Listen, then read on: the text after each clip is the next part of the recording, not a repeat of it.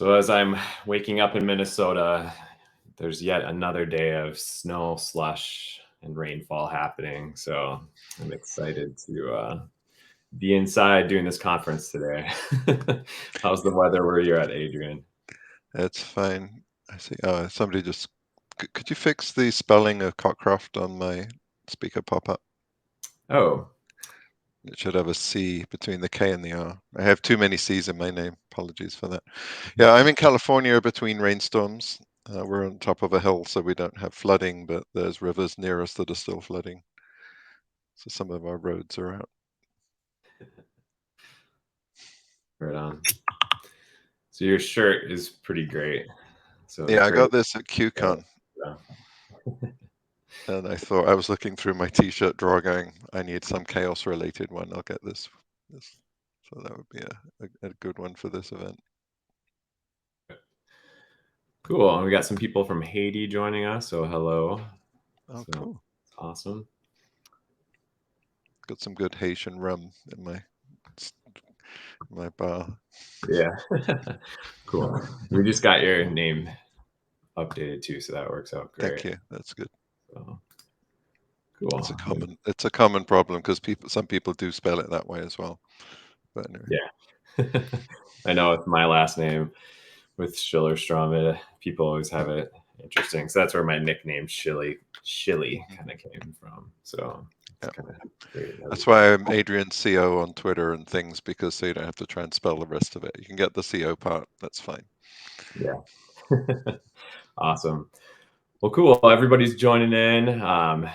Time zones all over the world are kind of interesting. So we had people pulling all-nighters yesterday, but I'm going to just start and we'll let people come in. So welcome everybody to Chaos Carnival 2023, sponsored by Harness, day 2. We have Adrian here, but before we get started, just wanted to say thank you for everyone who participated yesterday and attended the keynotes that Adrian Hornsby and Uma Makaro gave, and our engaging workshops that Harness and Blameless gave. And special thanks to our social media fans. And for anybody new coming that wasn't able to attend yesterday, we have video recordings. We'll have video recordings of today. But I just want you to sit back, relax, enjoy, engage, ask questions. Yesterday, people won prizes. So our Kahoot drawings or our Kahoot games during the day, we have a couple of them. We're giving out prizes to the top 3 people that win. And then for all of our Twitter competitions, so if you send a picture of your workspace, your environment, something fun, and tag our handle, we'll draw a raffle at the end of the day for 3 $100 Amazon gift cards. So thank you for that. And if you can go into the booths and visit today, watch one of the demos that's recorded. We're going to do another raffle and give away some gift cards for people that are engaging in the booths, as well as the new AirPods too that we're going to have a raffle for at the end of the day. So looking forward to doing that. And there's just a keynote change quick. So Anna Medino couldn't speak today, so Uma Makaro and Karthik are doing an Ask Me Anything event later in the day, which is great. So I'm looking forward to that, as well as the Chaos panel discussion. But without further ado, I'm really excited to introduce Adrian Cockcroft here. The last time I talked to him, he was in Hawaii, and I was, like so excited to see him. And now he's in California, and I'm just jealous of the weather that he has there. But I've been a fan of him since the early days when I started my chaos engineering career in 2016. I was always looking at his videos, presentations, and reading. So I'm just honored to have him here with Chaos Carnival. Thankful for him. And hold on a sec, my phone is ringing. Oh, I just got paged, so I'm going to turn it over to Adrian. I have to go respond to an incident, and hopefully he can teach us how to never have incidents again. So feel free to share your screen and take over. Thanks, Adrian. Okay, well, thank you. And we'll just, let's see, share screen, get the right window up.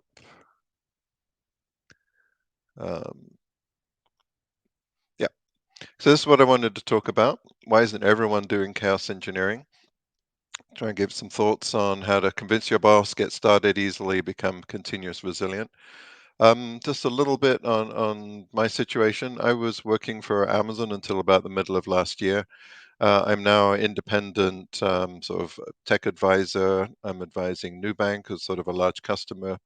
I'm also advising Harness, and so I've got a bit more involved there, and Catchpoint and a few other small companies, Amped as a little startup. So that's kind of what I'm up to right now, and I'm also spending time doing things more about sort of green software and things in that area. So I've got a few different things I'm doing. Also, I think 2 years ago I spoke at Chaos Carnival, which I think was the first one. So, and I used a presentation deck which looks similar to this one. So I kind of went, well, what changed, and updated a bit from that. But I tried not to just repeat myself, and I'm assuming that some people saw it and some people have seen my talks. So this is kind of a refresher, but I've got some new content in here too. And when I'm done, we're going to have a little a demo showing how to be continuously resilient.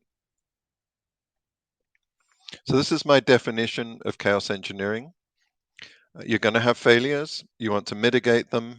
You want to limit the impact of those failures by mitigating them. So you have to run experiments to ensure that the impact of failures is mitigated. It's kind of just a little rewrite of the long wordy version that I said to see around.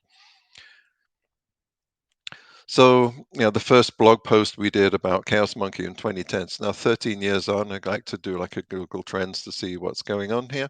So, we sort of bumbled along for a bit, but somewhere around the time that that Max started paying attention, it started getting busy. So there we go. Maybe it's all his fault. And so where is this coming from? So the sort of ancient history here is effectively disaster recovery, data center failover. People are still doing it, but they've been doing this since the 70s. And that was kind of the state of the art until cloud came along, and cloud really let us build chaos engineering because it gave us API-driven infrastructure and much more ephemeral infrastructure, so we could replace things without having to go and talk to a vendor and spend weeks and days to weeks messing with it. So I think cloud let us build chaos engineering, and that was the sort of the change. And now what I think we're at is continuous resilience, where it's just part of your daily processes. And that's kind of this push from like, okay, I've tinkered with chaos engineering a bit, to this should be the way everything happens. That's the transition that I think we're kind of getting to the end of. So we build redundancy into systems. So if something fails, you've got an alternative to fail over to, right? That's pretty standard. But your ability to fail over is sufficiently complex and hard to test. So quite often when you try to use that redundancy and you try to fail over, the whole system falls over. And this comes down to, this is a basic principle of reliable systems. This is an old principle, goes back for decades. Any mechanism for switching between alternatives needs to be order of magnitude more reliable than the things it's switching between. Because if you look at the reliability of a system, it's the reliability of the two things in parallel. You say, well, now that's better. But if the switch is less reliable than the thing you're switching between, the reliability of the switch dominates. And this is a really big problem for the kinds of reliable systems we build, because we quite often don't test those switches. So the switch is the least tested part of your system. If that's true, it's probably the least reliable part of your system. You better have just not switching at all. Just have one thing. Don't try and build redundancy into a system unless you're absolutely sure that the switch you're using is so simple, reliable, and well tested that you can guarantee that the switching process you have is really going to work. So that's just something to think about whenever you're trying to build a reliable system. So how can we do better at this? So one thing to think about is the reliability is like fraying a rope. The thing about ropes, they have lots of strands, and eventually there aren't enough strands left and it snaps. So the thing that, the force that snaps the last strand in a rope is not causing the failure. The fact that you let it get frayed beyond its design point, you're eroding the safety in the system. And this kind of, you see these kinds of things all the time. There's safety that's built into a system and they gradually get eroded. We saw this in the banking system recently with SVB, right? The safeties were being eroded by lobbyists, and eventually, enough things ganged up on SVB that they've gone out of business. And I've had to spend some time fussing with that because I had an account there. Um, so what you want to know is how much do you have left in your system and how afraid it is. This is an old slide I've been using for many years. It's because I think security has a similar set of concepts to chaos engineering. They're trying to find the weak spots in the system. But I like to break this into layers. You've got your redundant infrastructure. You've got a layer that you're using to switch between alternatives. You've got an application that's trying to run on top of that. And then there's people. And the people layer is where a lot of the failures happen and a lot of the opportunity. It's the best opportunity to do better starts at the people level. Then you sort of work your way down through the infrastructure. So even if you've got no chaos engineering tooling or processes, just getting the people coordinated is going to make a big difference. Another great quote, Chris Pinkham was the first engineering manager for EC2, and he said this once at a conference. I wrote it down. You can't legislate against failure. You should focus on fast detection and response. So fast detection is observability, the ability to see quickly what is going on. Like if all of your metrics are delayed by 10 minutes, you're going to have trouble figuring out what's happening. And then can you respond quickly? Do you have control over the system? So if we look at sort of the control theory and what's been going on in highly reliable systems for decades, there's this book. I've been promoting this book for a long time, Engineering a Safer World. I think Nancy's working on a new edition of this book right now. I don't think it's quite out yet, so look for that coming up. Lots of great stuff here. The main thing is they run an annual conference that's free and it's online and it's coming up, I think, in May. It's coming up fairly soon. So if you go to the MIT website, you should be able to find it. If you're really into this stuff, definitely a great place to go and spend some time really immersing yourself in really properly engineered reliability. So if it is a control theory problem, what we mean by an outage is that the application is out of control. And the word out of control is a very defined meaning, right? If it's in control, it's self-regulating, it's all behaving the way you want it to. Out of control means it's doing something that it shouldn't be able to do. And this could because automation's failed, there's some network partition, you got a database crash or corruption or anything else. But what you typically do when something is sufficiently broken that it's out of control in our world is you try to fail over to an alternative copy of it. So that's the failover that I'm talking about. And in order to do that, you've got to deal with floods of alerts, and you've got to be able to reduce those to actionable insights rather than just having every dashboard read and every log browser just scrolling up the screen faster than you can read. And your observability system not only needs to stay up when everything's down, so you probably want it on some different infrastructure, but it also needs to cope with floods of alerts without failing. And then to really do that, to show that that's the way you're set up, you need to run these regular chaos engineering experiments. And one of the things that's maybe not so obvious is that retry storms are a big problem. When stuff starts failing, you get lots of retries, and if you've got work amplification and a retry storm, the system gets stuck in that state. It becomes catatonic. This is quite often why the only thing you can do to something is reboot it. It's just gummed up. It's because internally what it's got is a retry storm. The way you prevent that is and make systems so that they not only don't get into a bad state, but they recover from it quickly and automatically, is to reduce the number of retries really to zero except at subsystem entry and exit points. What I mean by this is if you're calling an AWS API, sure, retry that. But if you're calling from one microservice to another in your system, there should be no retries. Work your way back up to the entry to make sure that the thing that originally asked for that work to be done is still waiting for it. That's the key thing. It's when work's going on and the people that made the initial request have long gone, right? So you want to reduce timeouts, that drops orphan requests. And the other thing, if you're looking at on the cloud with multiple availability zones or multiple data centers, you want to route calls within the same data center, within the same zone. As soon as you start routing calls across zones, you're basically creating a problem that's going to take you out. It's going to make it much harder to survive the outage of an availability zone. So in order to manage this and keep it simple, keep it something you can understand, what you really want is to add symmetries, constants. So you want to have a high level of automation so things are always done the same way every time. You want consistent configuration as code. You don't want to have lots of different configurations.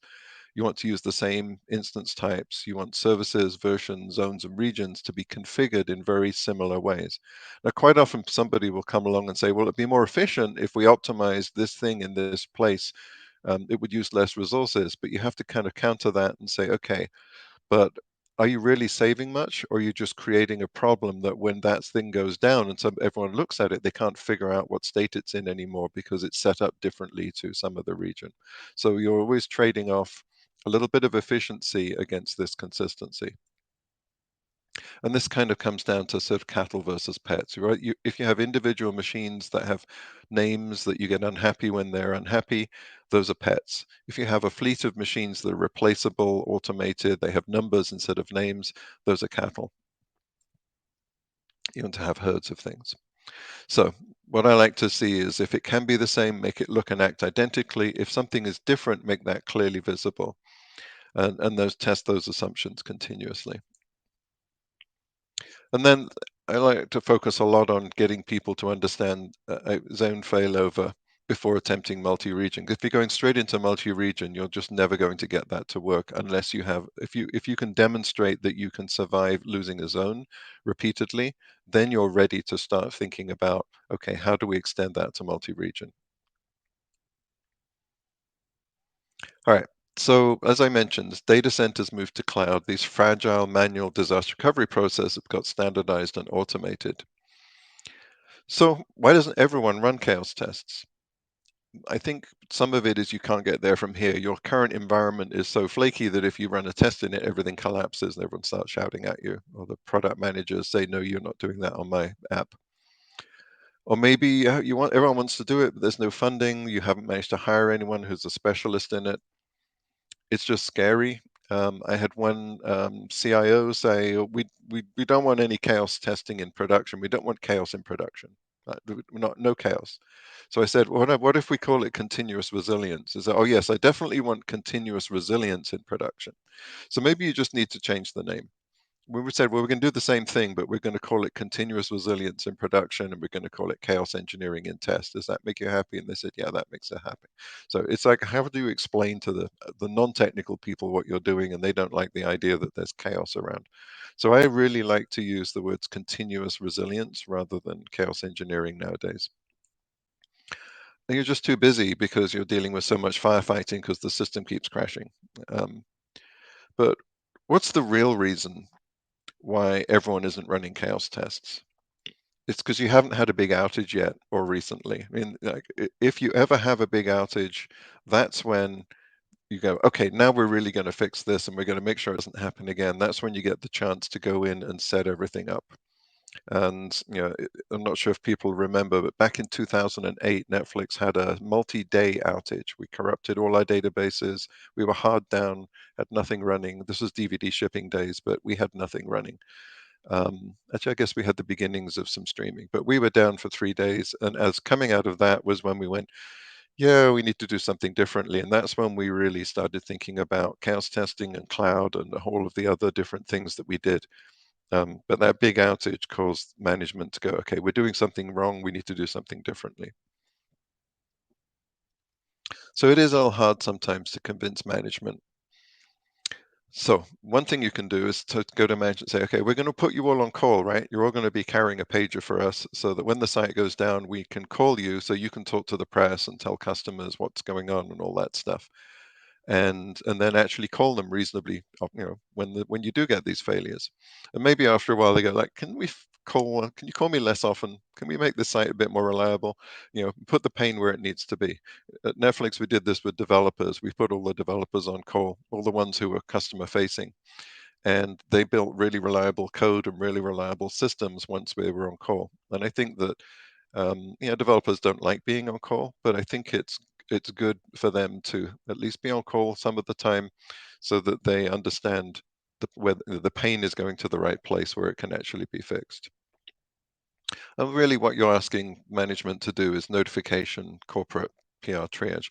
One of the things, when I was at Amazon, I was a VP at Amazon, and all the VPs at Amazon are engaged in basically an on-call system. And if the site goes down for some reason, if Amazon goes down, everyone gets notified saying there's an outage, it's a big deal. Be careful what's going on, be careful with what you say in public. So it turns out I was actually on stage at I think a Gartner summit or something like that, when in 2017, early in 2017, when S3 failed. Like, I was down for some reason. I forget when it was the last time that S3 had a failure. And I was on stage chatting about stuff and all these things, and the PR person sort of appeared at the end of my talk and said, "Oh, we have to leave quickly." I said, "Okay." I went out, and I got into a, a like an Uber or something like that. No, it was Lyft. It was a Lyft, and Lyft was still working. Lyft runs on AWS, and it was still working. And when I was in the States, I said, "Yeah, there's an outage, and we just need to get you out of there." So. Um, So before anyone noticed. But anyway, it was interesting actually that Lyft stayed up. And another thing you can do to convince management is report the cost of failures and the cost of firefighting. And they look at that and go like, why are we spending so much time and money on unplanned work? We shouldn't be doing this. And say, okay, well, we need to make the system more robust so that we can reduce that cost. And I have an analogy here. Most of you growing up may have been told, don't run with scissors, right? You have scissors around the house and they're sharp and you shouldn't run around with them. And basically, any time you're holding something sharp or something fragile, you move around slowly and carefully. But if you've got something wrapped up in a box or in its packaging and it's not sharp, you can run around, you can go super fast, you can throw it to somebody, it's all fine, right? So there's something about having a safe system that lets you be faster. And really, if you think of that at the system level, if your system's more robust, you could innovate more quickly because you don't have to spend so much time testing, coordinating, and firefighting, because you're making tiny changes that you're putting into your system that are safe things to do, right? And you can back off a lot on the testing that's needed to do that. That's what customers want. It's what management wants. They want to go faster. So how do we make changes safe? Many tiny changes, highly automated, put them in the CI/CD pipeline. Do I think as test-driven development is and behavior-driven development are things that developers know about. What I want is chaos test-driven development. Let's put this in the CI/CD pipeline for every developer, and then we're basically taking continuous delivery and we're turning that into something that gives us continuous resilience as well. So the principle here is there really is no economy of scale in software delivery. If you bundle together more and more change into a release, it's less likely to succeed, right? Not just linearly less likely, but worse than that, right? If you put two changes together, it's more than twice as likely to fail because you've got the bugs that are in either side plus interaction bugs. So what you want to do is keep trying to make the smallest possible thing the thing that you're delivering, and that requires a very efficient and automated CI/CD pipeline. So you make your change, you check it in, and it just flows through. And this is really where you want to test how your system is going to mitigate failures. So how would you get started? Let's just go back to, where do we start? First of all, who would you get on a call? Make a list of those people. Set up a regular meeting. I like to say something like every second Wednesday feels about right. It's often enough that people pay attention to it, but not like it's taking up too much time. The first thing is get everyone on the same page. What's your call protocol? What channels do you use on Slack? What phone numbers do you use? Just make sure that everybody knows what's going on, so that if a call comes in, oh, this is a failure. Everyone knows how to operate and how to work together on it. And then who has the passwords? Who has the keys? Where are the dashboards? All the things that you might need if there's a failure. And then out of every meeting, every 2 weeks, you say, okay, what incrementally can we get done before the next meeting? And a few people take a few actions to do small amounts of incremental improvements. So every time you meet, you've got a little bit better, you've got the situation's improved slightly, and you're making progress towards being able to handle a failure more quickly and efficiently, right? Which is fast detection and fast response, what we want. And then make a wiki list of things that might go wrong and what you might want to do about it. It doesn't need to be finished. It just needs to be everything anyone's thought of. And you start trying to prioritize and think about, well, what would you do if, say, the DNS crapped out, and who are the vendors and who are the experts in DNS, and what would you do if you had to switch DNS provider or something like that. Make sure that wiki is somewhere that doesn't go down with the rest of your infrastructure as well, because that's also kind of an annoying thing that happens. And you just gradually build up to saying, well, okay, we think we've got a response to a failure. So we're now going to suggest some experiments to test those responses in staging. And then eventually we're going to get to building chaos tests into development and deploying processes into production. So really, what I think we've got here is that testing this mitigation has really moved from this scary annual experience to where we should be today is automated continuous resilience. And I think we've got reasonably on time here. Going to actually have a demo now of some new capabilities in Harness showing how you can build this into your environment. So let's get out of this and stop sharing. And that's going to run a video for us to show us how you could actually do this in practice. Then we'll have a bit of Q&A. Hello, everyone. In this demonstration, we will show how you can execute chaos experiments as part of the application deployment pipelines. The application under test today is Online Boutique. It is a demo microservices application that we have deployed on GKE. It has several microservices. The one that you're seeing here is the front end of the website, which talks to the carts microservice, the shipping payment microservice, etc. It's a combination of stateless and stateful microservices. As part of this demonstration, we are going to deploy one of the microservices that belongs to this application, the carts microservice. And we're going to execute a chaos experiment immediately post the deployment to verify the resilience of the new version of the carts microservice that we have just deployed. Running chaos experiments as part of application deployment pipelines enables you to achieve continuous resilience. Let me describe the pipeline here. We have a pipeline that says Boutique cart service deploy with network chaos. Let us take a look at a previous execution of this pipeline. So the image that was deployed as part of this pipeline happened to be resilient. You can see that the rollout step is followed by a chaos experiment execution step. As part of the pipeline, we can define an expected resilience score and compare against it. We get the actual resilience score to be greater than the expected score in this case, which is why the pipeline completed successfully. In the cases where the actual resilience score obtained is less than the expected resilience, we are going to effect a rollback of the microservice. We go back to the previous image associated with this deployment. With that explanation, let me show to you how you can add a chaos experiment as part of a pipeline. Users can add any number of chaos experiment steps as part of their deployment pipelines. You can add a chaos step here. Provide an appropriate name. Select the desired chaos experiment from the chaos module. Add it to the pipeline. Set an expected resilience score against the experiment. Define a failure strategy for experiment failure. Typically, you would roll back upon chaos experiment failures.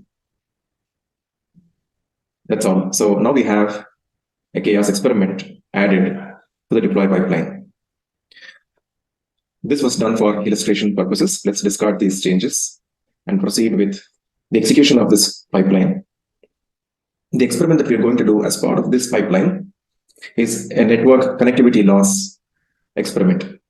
So We talked about the online boutique application being composed of several microservices. Cards happens to be one of the important microservices, one which the website interacts with. So when we are going to cause network disruption to the dependent service, in this case, the cards, we would still want to see the application handle that gracefully and not cause degraded user experience. As far as the SRE is concerned, the expectation is that transient network issues to dependent services does not take down the application and does not cause user impact. It is handled within the application, and it is to be expected that the services are configured in highly available manner, by which network transactions can continue to happen via other channels, other paths to the microservice replicas, and user experience continues to be normal. We will test this assumption in two ways. We are going to look for automated checks, validation constraints around application behavior. We are going to look at the basic resource health check. We are going to look at the cards availability check. So this is the availability of the specific microservice under test. And its availability is necessary for the other downstream applications to interact with it. We're also going to look at the impact on the user in terms of performance and accessibility. We're going to look at what is the latency on the front end or the website, which is the user-facing component. And our expectation is we're going to look at a minimum of 250, a minimum value of 500 microseconds, which is a high value, but this is just for illustration purposes. We're going to look for a minimum latency to be maintained by the front end, which ensures the user operations can still continue. While these are the automated checks, or in other words, hypothesis validation constraints that we're going to perform as part of the experiment run, we are also going to be looking at application behavior on a Grafana dashboard. So the microservices belonging to online boutique are being tracked here, they're being monitored here. The queries per second and average latency metrics are being tracked for the individual microservices. As far as this particular experiment run goes, we're going to be specifically looking at the cards and the front-end microservice. We're also looking at the overall application availability statistic here. And we expect it to be 100% available all the time.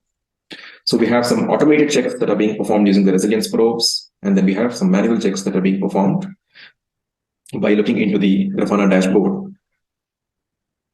With that said, let us go ahead and make the change that triggers the pipeline. So the cards microservice deployment spec is being maintained in a Git repository here, as you can see. You can see the card service YAML. We are going to change the image. We have the good image that has been deployed. The pipeline was a success last time. Now we are going to go ahead and deploy an image which is going to introduce some anomalies into the application deployment, into the cards microservice. And this is going to adversely impact our availability and performance constraints. When we are going to go ahead and commit this change in the image, that is going to trigger the pipeline. So let's refresh the pipelines page and check whether the pipeline has been triggered. You can see that the deployment pipeline has been triggered. Let's track its execution. We are doing the rollout of the new image on the application. So once the rollout of the cards microservice is completed, it is going to trigger the chaos experiment to cause the network connectivity loss. Let us take another quick look at what this experiment entails and what are the tunables provided to this chaos experiment. You can look at the default configuration. We have said that the application under test or the microservice under test happens to be the card service as identified by the label. It is of kind deployment and it is residing within the boutique namespace. Most importantly, you're going to be doing the chaos for a period of 60 seconds. Let me open up the experiment definition here. We can show that as part of the edit tunables section. Just as how you saw this on the dashboard, you can also see it as part of the default configuration wizard. You can see the app namespace is boutique, the app kind is deployment, the app label is card service. You can see that we're doing 100% loss. It's more like a black hole attack where we're ensuring that we're picking a random pod, cards microservice pod, and we are disrupting connectivity to it. And the chaos is going to be executed for a period of 60 seconds. And we have the probes configured here. Now, with that said, let's take a look at what's happening to this experiment. You can see that this is running as a result of the experiment being triggered in the pipeline. You can also check the view detailed execution. You can actually see that this is in progress. You can check the logs. You need to wait for a few seconds for the logs to be available, for the pods to be created, and the logs to be available. You can see the logs already got populated. Now let's take a look at what's happening to this website when we do the connectivity loss test. It seems to be good. We have gone ahead and refreshed this boutique page, and this was successfully refreshed. The experiment at this point is getting started. You can see that it's getting started. Typically, the experiment performs pre-chaos checks to see if the application microservices are healthy. And once the pre-check is satisfied, it goes ahead and injects the fault. And once the fault injection starts, we will be able to see the impact that is caused on the application. Let us also take a look at what's happening to the application when it comes to the dashboard. You can see the availability is dropping, and the latency of the front end as well as the cards microservice is increasing. So this is a bad outcome. This is something that an SRE would not want to see. So when we go ahead and refresh the online boutique website, you can see that this is still trying to load. It is not coming up. So the dependency is lost. The dependent service is not accessible anymore. The cards is not accessible anymore, which is causing a very high access duration for the front end. Eventually, this will time out at some point. As you can see, there is a 500 internal server error due to the application not being accessible. Under ideal circumstances, we would expect the deployment to be resilient and for the application to continue to be available and for the latency to be within permissible limits. But that is exceeded now. And that's going to cause the probes to fail within the chaos experiment. Now, just as we had some pre-chaos checks, the experiment is also going to perform some post-chaos checks. So once the 60-second duration of chaos has elapsed, the services are going to be restored to normal state. And then we're going to perform some basic checks against application health. And then the experiment is going to conclude. We can take a look at that in a few seconds. We would be able to see the application is returned back to good state. The latency is coming back to normal state. It is coming down, as you can see. The availability metric is increasing. And when it comes to the pipeline, you can actually look that the pipeline is causing a revert operation. So the chaos experiment, the chaos step is going to be failed as a result of the probe failures. You can actually see that the availability check has failed, and the performance check failed. The health status has passed. This is because we are looking at the pod status before and after the pod injection. That was restored to good state. The application pods were not stuck in pending state, or they were not crashing. They did come back to good state after the fault was removed, which is why this experiment, this particular probe has passed, but our availability and performance constraints, which we were trying to verify continuously, are failed, causing an experiment fail. You can actually see this experiment has failed, and that is triggering a rollback at this point. The expected score was 90%. The actual obtained score was 33%. So that's going to cause a rollback. And as part of this rollback, we are going to go to the previous version of the deployment, and we are going to ensure that the last known good image is applied. This way, we can prevent anomalies and application resilience issues to propagate into your environment. We can control it and ensure that you achieve or you maintain continuous resilience on your deployment environment. Once the rollback completes, you will be able to see that the system comes back to good state. In fact, once we stop the fault, execution system is already getting back to its original characteristics, and the application continues to stay alive. So with this, the rollback operation is completed and the pipeline has completed. You can see there's a resilience tab here. This resilience tab gives you a quick view of the probes that were carried out as part of this pipeline during experiment execution, which of them succeeded, which of them have failed. And you can view this in the chaos module, which will take you back to this chaos experiments detailed view. Of course, the logs can continue to be visualized. You can verify the log runs. You can see the Prometheus probe has failed here. You can also see a summarization of the experiment results here. And you can also obtain a report of this chaos experiment once it has been completed. So this is a quick overview of how you can execute chaos experiments as part of the pipeline. You now see that the latest pipeline run that we ran was failed and caused a rollback. Thank you.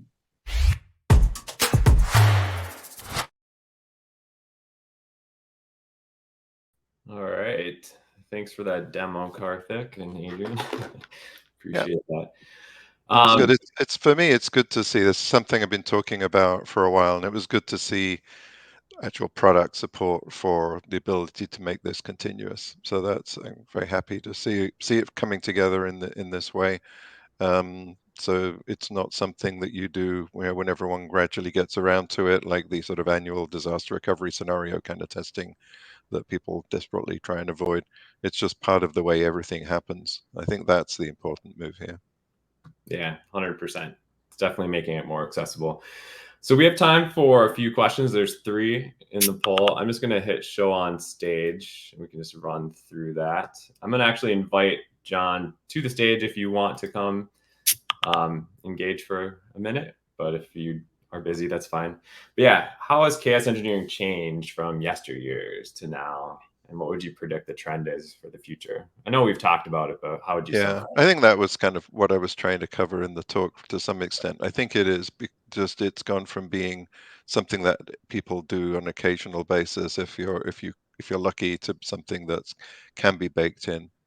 It's just, and I'm looking forward to more and more automation and tooling support. Really, that's the trend that we're on. People need more reliable systems. There's more and more safety critical systems that have software in. More and more of what we do is becoming systemically important to the economy and to safety. So we've got to build systems that are reliable, and the only way you can prove it is through resiliency, continuous resiliency and chaos testing. I think it just becomes more important. Yeah. This is a similar question. Yeah, I answered that in the thing. So I just think there's more automation needed, particularly around zone and region testing. I think that's and we've now got the pipeline done. There's people doing zone failure testing, but it's still the automation and it isn't really baked into things like Kubernetes. If you sprinkle your nodes all across a bunch of zones, you don't really have a lot of the interprocessor into microservice calling systems, the way you call between things. A lot of the time it isn't scoped to the zone. And I think there's some hardening needed there that's going to make that easier to do. And then we need automation, particularly in the cloud providers. We need some really deep underlying APIs that can say, okay, I want to isolate a zone, I want to simulate that. We're starting to see a little bit of that. I think the AWS has some capabilities like that, but it's still simulate. Once you get zone level, getting to cross region, I think it's something a lot of people need to do. It's just still being very bespoke, and it's not a standard pattern that's well automated and well understood. So I think that there's a way to get there. Yeah, let's run this one. I'll invite this person to the stage if they want. Kind of following up from the last question too is, just around frequency, like how often should you do those, AZ tests? And in this question, if you have many experiments, do you run them all in the pipeline at the same time or a subset? How would you talk through that? I would probably, I'd run a pipeline in a staging environment with a test load on it rather than in production, and I'd run all the tests that I've got. And that's, if it takes too long, then maybe you sort of concentrate on a few or you rotate them. But ideally you want to be able to have tests be pretty efficient and quick. So taking a minute to do something isn't too bad if you're looking at an automated deployment pipeline. Right? It's quite reasonable to have a bunch of canary testing and things going on. So what you're really doing is, before you get to the canary testing in production, you're introducing some failures during the canary testing to make sure that the system is behaving in the right way. Yeah, I definitely agree. especially if a test takes too long and we're impatient for the deployment, utilizing canary deployments or other best practices can help with that. And then you can just basically have protection around your pipeline for different, failure modes in testing. So back to the thought of being continuous and automated. So cool. Yeah. Let's see, we got a couple more questions. Yeah. A couple more minutes. Okay. Similar. Is chaos testing in prod, or is there dedicated? And this is one way, and I probably should do another slide on this. One of the ways to get into chaos testing is to set up a dedicated set, like say, of cloud accounts that have chaos turned on, and then invite applications to deploy there. So if you need to be resilient, then we're going to create an environment which has got high resiliency turned on from scratch. In order to get from test to production in that environment, you have to go through, run through the jungle full of monkeys, or whatever the analogy you want. You might call it the jungle, right? You've got to get through the jungle and you've got to get to production. And that way, the only things that you have in that production environment are things where you can run chaos testing on them in production because you've gone through a test environment. And then if you can get a few of your most critical services into that environment, then next time there's a big outage, they're the things that stay up, and management will say, well, why isn't everything in there? And then put the pressure on everybody to put the things that are critical into that environment. So instead of taking your current deployment environment and trying to make it more resilient, you're creating a fresh environment which is designed from scratch with all the testing, whatever testing tools you've want, the harness pipeline, maybe you've got Gremlin or the AWS testing tools. There's a bunch of tools you can get, and just have those all running there before you put any code in there. And that way you got there first. I think that's that's my idea about having dedicated chaos infra. The cost of not doing this is you're going to be down more often. So that's kind of the cost side of it. Is usually, it's not, I mean, you want to have an environment that's there. I don't think it's a significant extra cost to have it. And then you gradually want to have more resilient things in that environment and just call back and forth from your other environments. I think we've got one more question. So there's one for, how do you see security chaos engineering as a way to improve cybersecurity resilience? They're linked. So there's a bunch of ways you break into systems by causing outages or DOS attacks, or causing things to fail in a way which fails open to security attacks. So I think that the team, if you've got a red team or whatever doing security testing, they should be well coordinated with the availability testing, because a failure of the security system causes outages, and you can cause security to fail by causing other things to fail. So they're very linked, and I think they should be kind of joined as the hip. They're very different people, probably in different teams, different mentalities, but there should be a lot of coordination and sharing of the kind of testing that's going on, and connecting the tooling on both sides. That's it. I think we're done. I actually have to dash off and do something else, but I'll be looking into the rest of the event later on. And it was great to see Adrian Hornsby yesterday doing his keynote. So yeah, thanks for the opportunity. Yeah, thanks for coming. Appreciate it. Love seeing the continuous resilience talk. So take care, and we'll talk with you later in the show too. All right. Thank you. All right, bye-bye. There's 2 sessions for people to join next, so I'll hit end, and please join, and looking forward to more conversation. Thanks.